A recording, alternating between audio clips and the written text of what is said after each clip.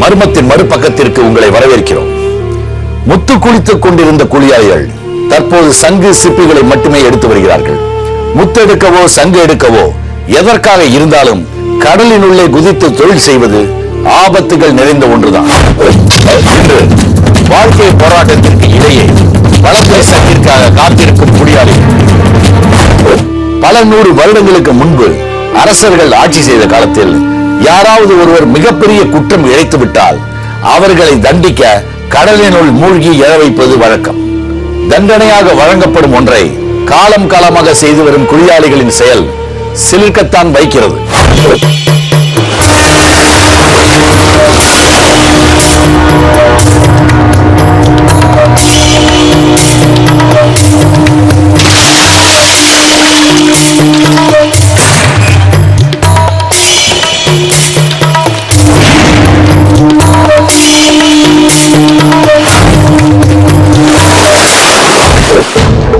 கடலுக்குள் இறங்கி மூச்சடக்கி முத்தெடுப்பதில் வல்லவர்கள் கடியப்பட்டினம் பகுதி குளியாளிகள் தற்போது தங்களின் வாழ்க்கைக்காக சிப்பிகளையும் சங்குகளையும்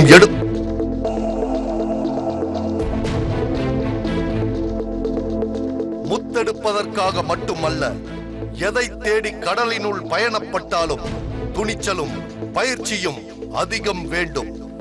முத்துக்கு அடுத்தபடியாக குளியாளிகளுக்கு கடலின் உள்ளிருந்து கிடைக்கும் மற்றொரு பொக்கிஷம் வலம்புரி சங்கு.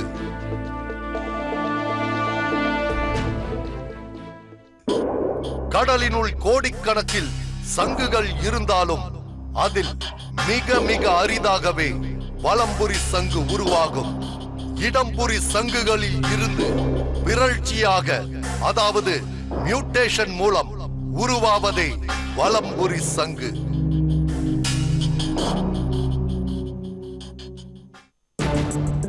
தரமான வலம்புரி சங்குகள் கிடைப்பது பர்மா தொடங்கி இலங்கை கடற்பகுதி வரைத்தான். அதுவும் 1 கோடி இடம்புரி சங்குகள் உருவானால் அதில் ஒன்று மட்டுமே வலம்புரி சங்காக இருக்கும். அரிதான இந்த சங்கு ஆன்மீகத்தோடு சேர்த்து பார்க்கப்படுவதால் அதன் பெருமை மேலும் அதிகரித்தது. எப்போதாவது கிடைக்கும் வலம்புரி சங்குகள் லட்சக்கணக்கில் விலை போகக்கூடியது.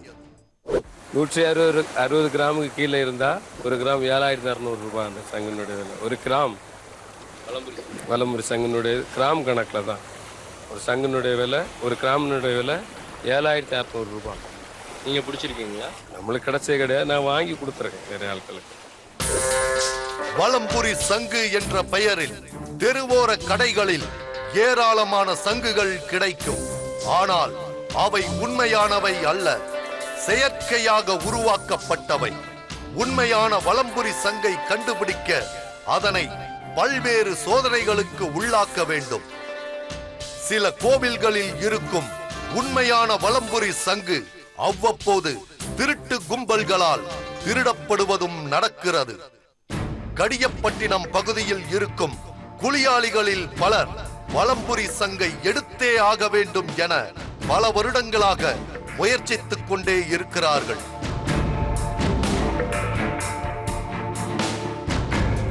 கடந்த தலைமுறையில் இந்த ஊரை சேர்ந்த ஒருவர் வலம்புரி சங்கை எடுத்திருக்கிறார். அதன் பின்னர் யாரும் இதுவரை அந்த முயற்சியில் வெற்றி பெறவில்லை. வலம்புரி சங்கு மேல அப்படின்னு உங்களுக்கு ஒரு வெறி. அந்த வலம்புரி சங்கு எடுத்தாலே அது ஒரு பெரிய பெருமையா. அவனா பல லட்சக்கணக்கில் போகும். அது வேற வீட்டில் நல்ல செல்வங்கள் வந்து குமியும். அது ஒரு மீனவனுக்கு அது ஒரு பயங்கர ஒரு பெரிய பவரான ஒரு விஷயமா. எங்களுக்கு கிடைக்காது, ஆனால் கிடைக்கும். நாங்கள் அது லட்ச குறிக்கோட தான் இருக்கோம்.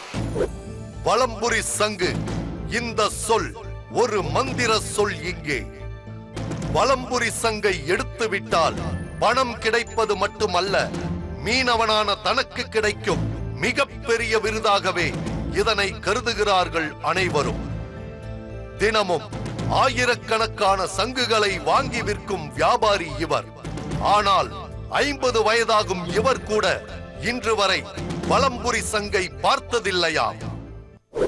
இடம்புரி சங்கெல்லாம் அதிகமா கிடைக்குது, வலம்புரி சங்கு கிடைக்குமா? கிடைக்காது. அதாவது வலம்புரி சங்கு வந்து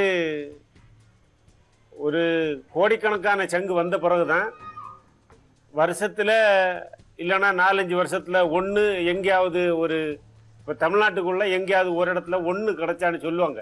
ஆனால் நான் பார்த்ததில்லை இதுவரை. கடலுக்கு அடியில் கூண்டு வைத்து பிடிக்கும் முறையையும் குளியாளிகளின் முன்னோர்கள் மூலம் இன்றும் தொடர்கிறது. முதல் நாள் கடலின் உள்ளே இறங்கி கூண்டை வைத்து விடுவார்கள். மறுதினம் மீண்டும் கடலில் இறங்கி கூண்டை மேலிழுத்தால் தான் அதன் பலன் தெரியும்.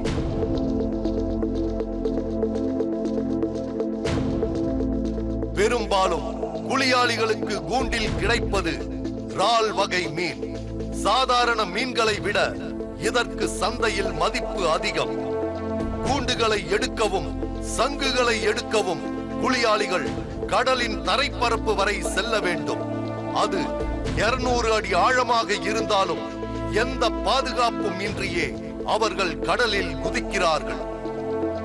வலம்புரி சங்கு மட்டுமல்ல, சாதாரண இடம்புரி சங்குகளும் அதன் தரத்திற்கு ஏற்பதான் விலை போகிறது. உயிரை பணயம் வைத்து எடுக்கும் சங்குகளில் சிலவற்றை 10 ரூபாய்க்கு மட்டுமே விற்க முடியும். இதில் உள்ள சதை சவளையும் செய்யலாம். அப்புறம் வந்து அதுக்கு சதையுடைய மேலே இருக்க ஒரு நாராயணி இருக்குல்ல, அது வந்து மருந்து செய்யறோம். இது என்ன பண்ணுவாங்க? அது வந்து வேஸ்ட்டாக போட்டுருவாங்க. எவ்வளோ போகும் அது? அது ஒன்று வந்து 10 ரூபா போகும். 10 ரூபா தானே? 10 ரூபா போகும். இப்போ ஒரு சங்கு வாங்குறீங்கன்னா எப்படி நீங்கள் தரம் பிரித்து வாங்குவீங்க? சங்கு ஃபர்ஸ்ட்டு, செகண்டு, தேர்டு அப்படின்னு வாங்குவோம். ஃபர்ஸ்ட் குவாலிட்டி சங்குனா எவ்வளோ ரேட்டு போகும்? லாஸ்ட் குவாலிட்டி சங்கு எவ்வளோ ரேட்டு?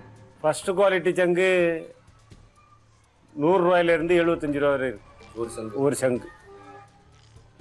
செகண்ட் குவாலிட்டி சங்கு 50 ரூபாய்க்கு போகும். 50 ரூபாயிலிருந்து 40 ரூபா இருக்கும். தேர்ட் குவாலிட்டி 10 ரூபாய் 20 ரூபா. சங்கு வியாபாரிகள் அனைவரும் அந்த சங்கை பார்த்த மாத்திரத்தில் அது எந்த ஊரின் சங்கு என்பதை கண்டுபிடித்து விடுகிறார்கள். பார்ப்பதற்கு ஒன்று போலவே இருக்கும் சங்குகள் இடத்தாலும் தரத்தாலும் வேறுபட்டவை. இது இந்த ஊர் சங்கு, இது இந்த ஊர் சங்குன்னு எதை வச்சு கண்டுபிடிப்பீங்க? சங்கோட வடிவத்தை பொறுத்து கண்டுபிடிப்போம். இப்போ இது இந்த ஊர் சங்கு, இது வந்து மணக்குடி ஏரியாவில் உள்ள சங்கு. மணக்குடி. ஆமாம். இது வந்து கடியப்பட்டணத்தில் உள்ள சங்கு. எப்படி தெரியுது? அது அதோட உருவமும் அது சைஸும் என்ன அந்த கடலுக்கு உள்ள இருக்க அந்த நிலத்தை பொறுத்து அந்த சங்கோட வளர்ச்சியும் தன்மையும் இருக்கு. இது கேரளா சங்கு, போட்ல வரக்கூடியது. காலையில் இறைவனை வணங்கிவிட்டுத்தான் தினமும் இவர்கள் கடலுக்குள் செல்கிறார்கள். ஒரு சிறிய கட்டுமரம், இதில் ஏறி கூட்டம் கூட்டமாக கடலுக்குள் செல்லும் குளியாளிகள் கடலில் இருப்பது சில மணி நேரங்கள் மட்டுமே. அதற்குள் தங்களுக்கு தேவையான சிப்பிகளையும் சங்குகளையும் இவர்கள் எடுத்து விடுவார்கள். காலையில் எத்தனை மணிக்கு தொழில் ஆரம்பிச்சீங்க? காலையில் 6 மணிக்கு தொழில் ஆரம்பிச்சு. இவ்வளோத்தையும் பிடிக்க எவ்வளோ நேரம் ஆச்சு? இவ்வளோத்தை பிடிக்க 1/4 மணி நேரம். 1/4 மணி நேரம் தானே? 1/4 மணி நேரம் தான். இது எத்தனை கிலோ தரும்? இது இலையில சொன்னாலும் ஒரு 75 கிலோ வரும். இந்த தோடை எடுக்கிறதுக்கு எவ்வளோ அடி உள்ள போயிட்டு வந்தீங்க? 13 அடி. 13 அடி. இன்னைக்கு இவ்வளோதானா? இன்னைக்கு என்ன கூடு இருக்குல்ல, கூடுக்கு இறக்குதான் இது கொண்டு போகுது. வேற மற்ற சின்ன மரங்க வர்றது ஒரு 1/2 மணி நேரம் 3/4 மணி நேரம் ஆகும் தோடு எடுத்து. அது விற்குது. இது கூடுக்கு மீனுக்கு இறக்குதான் அங்க கொண்டு போகுது. கரைக்கு அருகில் சிப்பி எடுப்பதானால் தனியாளாய் கூட செல்கிறார்கள்.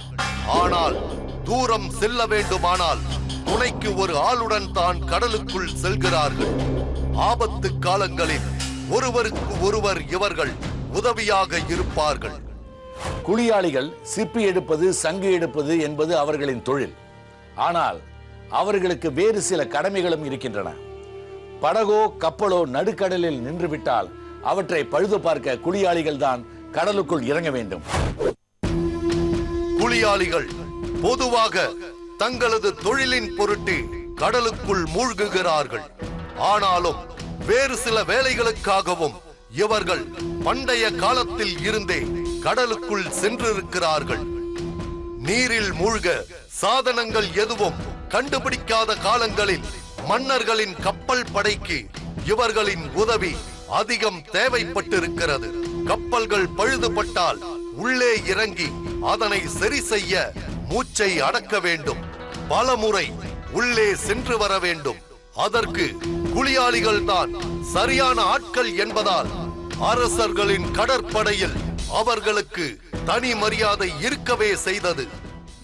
இவங்க குமரி சேர்ப்பன்னு சொல்லக்கூடிய பாண்டிய சமூகத்தை சேர்ந்தவங்க. அதில் முகவீரர்கள் சொல்லக்கூடிய முக்குவர்களில் நீர் குளியாளிகள் சொல்லக்கூடிய இவங்க குளியாளிகள் கடலுக்கு அடியில் செல்லக்கூடியவங்க. இவங்க கடல் படையில் சேர்ந்து பழைய காலத்துலலாம் கடல் போரில் முக்கிய பங்கு ஆற்றுவாங்க. கடலில் நீந்தி போய் அந்த கப்பல்களை கைப்பற்றுவதிலிருந்து எல்லா விஷயத்திலையும் மிக தேர்ந்தவர்கள். அதிக ஆழமுள்ள கடல் பகுதியில் மூழ்குவதற்கு குளியாளிகள் ஓர் இரும்பு துண்டை பயன்படுத்துகிறார்கள். படகின் மேலே இருந்து கயிறை பிடித்திருக்கும் நபரின் வேலை மிக முக்கியமானது. கீழே இருப்பவருக்கு ஏதேனும் ஆபத்து என்றால் அந்த கயிறு மூலமே மேலே இருப்பவருக்கு சிக்னல் தருவார். அதிக ஆழத்துல போகக்கூடிய நேரம் நாங்க 10 கிலோ இரும்பு வெயிட்டுக்காக கொண்டு போவோம். சீக்கிரம் போய் சேரட்டேன். அப்போ சீக்கிரம் போய் சேர்ந்து நிலத்துல போனோன்னா அதை விட்டுட்டு நாங்க நீந்தி ஏதாவது பார்த்து நாங்க அப்படி கிடைச்சது கொண்டு வருவோம். கிடைச்சாது திருப்பி எழுப்போம். அந்த இரும்பு பிளேட்டு இரும்பு ஒரு இவ்வளவு போல நம்ம ட்ரெயின் தண்டவாளத்தை எடுத்துட்டு வர மாட்டீங்களா? இல்ல அது காயத்துல அவங்க வலிச்சு எடுத்துருவாங்க. இப்போ நான் தண்ணிக்குள்ள போயிருக்கேன், மூழ்கி இருக்கேன். எப்படி தானே எனக்குன்னு ஒரு டைம் இருக்கு. அந்த தம்மு தீர்வுக்கு முன்னாடி நம்ம மேலே வந்துடும். அந்த தம்மு தீரல நம்ம மேலே இந்த முடியை காட்டு ஆள் ஓடிடும் தண்ணிக்குள்ள. இது கரெக்டாக மேலே இருக்கவங்களுக்கு தெரியும். இவன் இவ்வளோ டைம் தான் தண்ணிக்குள்ளே கிடப்பான். மேலே இருந்தவங்க பக்கத்தில் இருக்க குளியாள்கிட்ட சொல்லுவாங்க, ஞாபகமாக இருந்து ஆளை காணும், இவன் கவனமாக இருக்கும். அவன் எலும்பிட்டு கீழே போகணும்னு டக்குன்னு சாடி பிடிச்சிருவான். கடியப்பட்டினத்தில் 100க்கும் மேற்பட்ட குளியாளிகள் இருக்கிறார்கள்.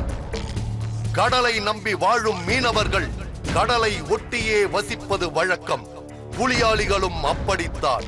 காலம் காலமாக கடலினுள் இவர்கள் குளித்து வந்தாலும் ஒவ்வொரு முறை இவர்கள் கடலுக்குள் செல்லும் போதும் இவர்களின் குடும்பத்தார் ஒருவித பயத்துடனேயே அனுப்பி வைக்கிறார்கள்.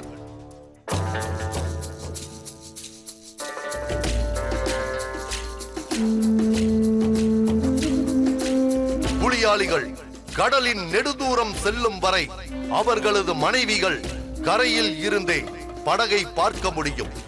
எத்தனை படகுகள் கூட்டமாக இருந்தாலும் தங்களது குடும்பத்து ஆண்களை துல்லியமாக கண்காணிக்கிறார்கள் மீனவ பெண்கள். இங்கேருந்து பார்த்தாலே தெரியுது, உங்க கணவர் கீழே இறங்குறதுல இருந்து எல்லா விஷயங்களும் தெரியுது. அவர் தண்ணிக்குள்ள குதிச்சதுல இருந்து அவர் மேல வர வரைக்கும் உங்க மனநிலை எப்படி இருக்கும்? எங்களுக்கு நல்ல பயமா இருக்கு. இப்படி குதிக்கிறாங்கல்ல, அப்போ இவங்க எப்படி எழுந்துவாங்க, கொள்ளுவாங்க, இப்படி ஒரு நல்ல பயமா இப்படி இருந்துட்டே இருக்கு. நெஞ்சு படக்கு அடிச்சுட்டே இருக்கும். அவங்க பயம் இல்லாம போனாலும் எங்களுக்கு எப்பவும் பயம்தான். அவங்க எப்போ வருவாங்க, கொள்ளுவாங்க, அப்படியே மன விட்டு குழப்பிட்டு தான் இருக்கும்.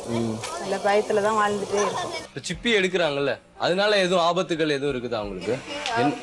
என்ன தண்ணிக்குள்ள போயிட்டு மேல எழும்புனா தானே நம்ம பிடிச்சோம். விலங்கு மீன்களால் பெரிய மீன், மின்னல் மழை பெஞ்சா அதனால வர ஆபத்துகள் எல்லாம் வரத்தான் செய்யும். இங்குள்ள சிறுவர்கள் பலரும் தங்களது தந்தைகளை பின்பற்றி கடலுக்குள் செல்கிறார்கள். சிறு வயது முதலே அவர்களுக்கு கடலில் மூழ்க பயிற்சியும் தருகிறார்கள் அவர்களது தந்தைகள். ஒரு சில சிறுவர்கள் கடலுக்குள் குளிக்கச் செல்வதை விரும்பினாலும் மற்ற சில சிறுவர்கள் தங்களது குலத்தொழிலை விட்டு வேறு தொழில்களுக்கு செல்லவே விரும்புகிறார்கள். நீ பெரிய பிள்ளை ஆனா என்ன ஆவ? டாக்டர் ஆவியா? ஏன் நீ கடல்ல போய் தோடலாம் எடுத்துட்டு வர மாட்டியா? படிச்சு பெரிய ஆளா வரியா? ஆயிரக்கணக்கில் இருந்த குளியாளிகள் தலைமுறை நாட்பட குறைந்து கொண்டே வருகிறார்கள். எதிர்காலத்தில் இவர்களின் நிலை என்னவாகும்? மர்மத்தின் மறுபக்கத்திற்கு மீண்டும் உங்களை வரவேற்கிறோம். தற்போது குளியாளிகளால் கிடைக்கும் சங்குகள் பல நாடுகளுக்கும் ஏற்றுமதி ஆகின்றன. தமிழகத்தில் சங்குகளின் பயன்பாடு அதிகம் இல்லை என்ற போதும் இந்தியாவின் வேறு சில மாநிலங்களில் இதற்கு கிராக்கி இருக்கவே செய்கிறது. அதாவது இதுக்குள்ள மார்க்கெட் கல்கட்டாவில் தான் இருக்கு. கல்கட்டாவில் ஒரு 50,000 குடும்பம் இருக்கு இதை வச்சு பிழைக்கிறது. இந்த சங்கை இங்கேருந்து நம்ம அனுப்பினோம்னா அவங்க இது சைஸ் பார்த்து விலைக்கு எடுப்பாங்க. விலைக்கு எடுத்து இது வளையமாக வெட்டிடுவாங்க. வளையமாக வெட்டி இதுக்கு டிசைன் போடுவாங்க. டிசைன் போட்டு மார்க்கெட்டிங் அனுப்புவாங்க. அது அங்கே கல்யாணம் ஆகுத பெண்களுக்கு நம்ம நாட்டில் தாலி கட்டுதாங்கள்ல, இதே மாதிரி அங்கே வந்து இந்த வளையல் போட்டால் தான் அந்த பெண்ணுக்கு கல்யாணம் ஆனான்னு சமுதாயத்தில் தெரியும். அதுக்கு வேண்டி இதை பயன்படுத்துகிறாங்க. இது வந்து மாங்கல்ய பொருள் அந்த நாடை பொறுத்த மட்டும். பெண்கள் அணியும் ஃபேன்சி அணிகலன்களுக்காகவே அதிகப்படியான சங்குகள் செலவிடப்படுகின்றன. மிக குறைவான விலையில் அதிக அழகுடன் உருவாகும் இந்த பொருட்களை பெண்களும் விரும்பவே செய்கிறார்கள். ஒரு சங்க எப்படிலாம் பயன்படுத்தும்? இந்த சங்க பூஜைக்கு பயன்படுத்துகிறாங்க. அப்படி இல்லாமல் கல்கத்தாவில் சங்கு நகைன்னு போடுறது இந்த சங்கு மாலை, சங்கு வளையல், சங்கு மோதிரங்கள் தான் உற்பத்தி ஆகிடும். இந்த சங்கு என்ன செய்வாங்கன்னா, சங்கு இப்படியே கொண்டு போய் ஆசிட்டில் முப்பாங்க. முக்கின உடனே சங்கு இந்த கலரில் ஆகிடும், வெள்ளை சங்கு ஒயிட் ஆகிடும். ஒயிட் ஆன பிறகு மிஷினில் இதுதான் மூஞ்சி, சங்கினுடைய மூஞ்சி. முன்பக்கத்தை கொடுத்த உடனே இது சின்ன சின்னதாக வரும்போது இது மோதிரம். அது கூடுதலாக வரும்போது இந்த சுற்றில் வரும்போது சின்ன பிள்ளைங்களுக்கு வளையல் எடுப்பாங்க. அப்படி அதுக்கு பெருசாக வரும்போது இந்த வாய் உடஞ்சிரும். இந்த உள்ள இந்த பகுதி வரும்போது பெரிய ஆட்களுக்கு வளையல். இதனுடைய பிசுறுகளை எடுத்து தான் சொங்கல், கம்மல், வளையம் இதெல்லாம் ஒட்டி மாடலாக செய்கிறோம். புலியாளிகளால் தான் அதிகப்படியாக சங்குகளும் சிப்பிகளும் வெளி உலகத்திற்கு கிடைக்கின்றன. அவர்கள் இல்லாவிடில் சங்குகள் கிடைப்பதே அரிதாகிவிடும். குளியாளிகளின் எண்ணிக்கை குறைந்து கொண்டே வருவதால் வருங்காலத்தில் அவர்கள் முழுவதுமாக இல்லாமல் போய்விடுவார்களோ என்ற சந்தேகமும் ஏற்படுகிறது. இந்த குளியாளிகளோட இந்த தொழில் இப்படியே இருக்குமா, இல்ல காலப்போக்கில் அழிஞ்சு போயிடும்? இது அழியறதுக்கு வாய்ப்பே இல்லை. ஏன்னா இது காலங்காலமாக வர தொழில். கடந்த 50-60 வருஷமாக தான் ஸ்கூபா டைவிங் சொல்லக்கூடிய நீர்மூழ்கி சாதனங்களை வச்சுக்கிட்டு கடலில் போகிறது இருக்குது. அதில் போகிறவங்க கூட ஒரு குறிப்பிட்ட ஒரு ஹாபியாக தான் போகிறாங்க, யாரும் ப்ரொஃபஷ்னலாக போகிறதில்ல. ப்ரொஃபஷ்னலாக போகிறவங்கலாம் நேவியில் ஒர்க் பண்ணுறவங்க அந்த மாதிரி இருக்காங்க. ஆனால் இவங்க வந்து எல்லா விதமான நீர்மூழ்கி தொழிலுக்கும் தயாரானவங்க. இவங்களை கொஞ்சம் நம்ம ட்ரெயின் பண்ணி விட்டோன்னா இவங்க இன்றைக்கி கடலுக்கு அடியில் செய்யக்கூடிய எல்லா வேலைகளும் செய்யறதுக்கு முழுமையானவங்க.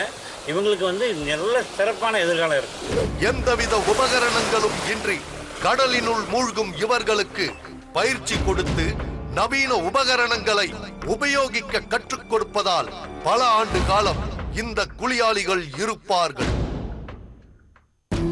கடலின் மற்ற வேலைகளிலும் இவர்களுக்கு வாய்ப்பு கிடைக்கும்.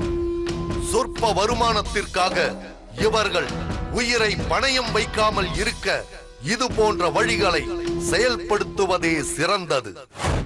மீனவர்களின் பல இனங்கள் காலம் செல்ல செல்ல அழிந்து கொண்டே போகின்றன.